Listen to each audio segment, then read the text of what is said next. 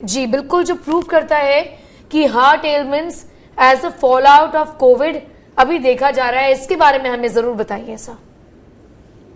हाँ स्नेहा जी, मैं सबसे पहले तो आपको एक चीज बताऊंगा। जो दो स्टडीज जो अभी आई है, जो हालांकि पेयर रिव्यूड नहीं है, बट उसमें एक बहुत इंपॉर्टेंट एक कॉज मिला है, या कहिए कि इटियोपैथोलॉजी, एक रीजन मिला है लॉन्ग कोविड का।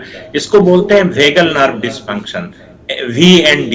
तो VND एक मतलब समझिए कि एक तरह से कहिए कि एक मैकेनिज्म है। वेगल नर्व के डिस्फंक्शन की वजह से ये लॉन्ग कोविड के बहुत सारे सिम्टम्स होते हैं। जैसे आप देखते होंगे कि करीब करीब 75% पेशेंट्स में लॉन्ग कोविड का जो सिम्टम्स होता है डायरिया के फॉर्म में, डिस्निया मतलब ब्रेथलेसनेस, पैल्पिटेशन या हार्ट रेट बढ़ जाता है, ये सारे वेगल नर्व के डिस्फंक्शंस के फीचर्स हैं। तो एक समझिए कि एक थ्योरी आई है, एक इटियोजेनेसिस आई है, एक कारण पता चला है कि लॉन्ग कोविड क्यों होता है। और जो अभी स्टडीज का डेटा आया उसमें भी देखा गया कि लॉन्ग कोविड जो है वो फीमेल्स में ज्यादा होता है। 85% ऑफ द पेशेंट्स जो जिनको लॉन्ग कोविड के सिम्टम्स परसिस्ट करते हैं वो फीमेल्स हैं।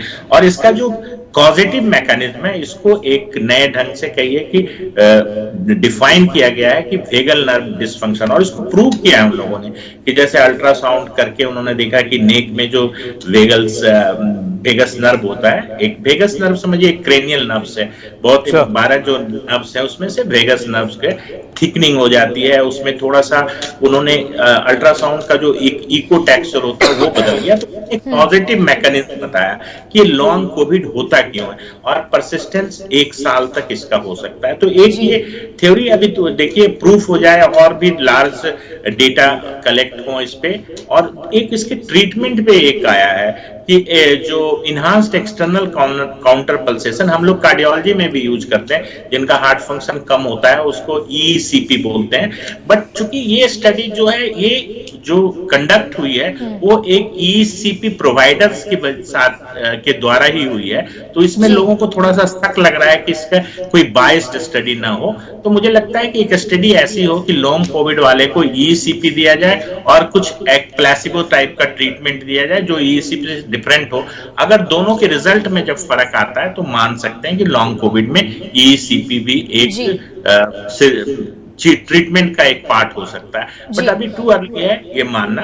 तो एक तो लॉन्ग कोविड की बात हुई, दूसरी चीज आप पूछ रहे थे कार्डियोवैस्कुलर।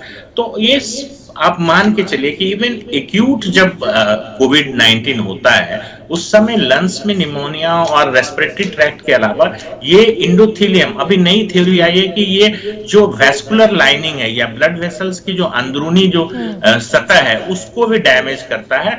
और ये समझिए एक माइक्रो एंजियोपैथी क्रिएट करता है जिसकी वजह से पूरी जगह कहीं भी क्लॉट बन सकता है। दूसरी ये डायरेक्ट हार्ट को भी अफेक्ट करता है जिसको मायोकार्डाइटिस बोलते हैं, जिससे हार्ट फंक्शन कम हो जाता है। तो इस तरह से जो ग्रॉस थ्रोम्बोसिस है, मायोकार्डाइटिस है, इवन बहुत तरह की जो हृदय की गतियां हैं, एरिथमिया जिसको बोलते हैं, वो भी कोविड में देखा जाता है। इसलिए डॉक्टर कुमार, WHO का भी सही ये कहना है कि ये एक सिस्टमिक डिजीज है और ये कोई अच्छी बात नहीं है कि एक सिस्टमिक डिजीज मतलब ये आपके पूरे बॉडी को इम्पैक्ट करेगा, कॉम्प्रिहेंसिवली आपके हर ऑर्गन में इम्पैक्ट कर जाएगा। और डॉक्टर कुमार, आप जी बिल्कुल आप मानते होंगे कि अभी हम जो ये चर्चा कर रहे हैं 6 महीने बाद ये चर्चा शायद पूरी तरीके से बदल जाए और हमें ऐसी ऐसी बातें पता चले कि कोविड की वजह से ये लॉन्ग टर्म इम्पैक्ट हुआ था।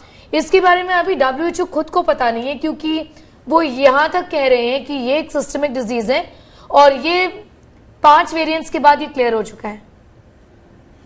हाँ नहीं, मैं आपकी बात से स्नेहा जी बिल्कुल सहमत हूं कि ये मल्टी ऑर्गन इन्वॉल्व करने वाला। ठीक है, प्रीडोमिनेंटली लंग्स या फेफड़ों को संक्रमित करता है, निमोनिया कॉमन फीचर्स है, ट्रैकियोब्रोंकियल ट्री या श्वास नलियों पे इफेक्ट करता है, बट ये हर जगह काम करता है। देखिए कोई भी वायरल इलनेस है, इवन आप वायरल फ्लू में आप देखें तो मसल्स पे भी है, कार्डियक मसल्स पे भी लिवर एंजाइम्स बढ़ जाते हैं। तो इसी तरीके से ओमिक्रॉन के साथ भी यही सिचुएशन है। ओमिक्रॉन भी सारे ऑर्गन्स को, खास करके चूंकि हार्ट और लंग्स जो है बिल्कुल कनेक्टेड है, एक तरह से कहिए कि वो सीरीज में कनेक्टेड है। लंग्स में अगर आप प्रेशर होता है तो हार्ट पे भी प्रेशर बढ़ता है, क्योंकि लंग्स में जो भी खून है वो वापस लंग्स में ही जाता है ऑक्सीजनेट होने के लिए।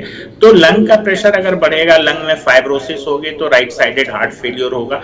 तो ये सारी चीजें कनेक्टेड है, बट प्राइमरली जो इवन जो SARS-CoV-2 वायरस है वो मायोकार्डियम पे भी बाइंड करता है और डायरेक्ट इंजुरी करके मायोकार्डाइटिस या हार्ट फंक्शन इजेक्शन फ्रैक्शन को कम करता है। जहां तक वेस्कुलर बेड की बात है, जो हमारी जो नलिकाएं हैं, चाहे वो वेनस सिस्टम है चाहे आर्टेरियल सिस्टम है, उसके लाइनिंग को भी डैमेज करता है।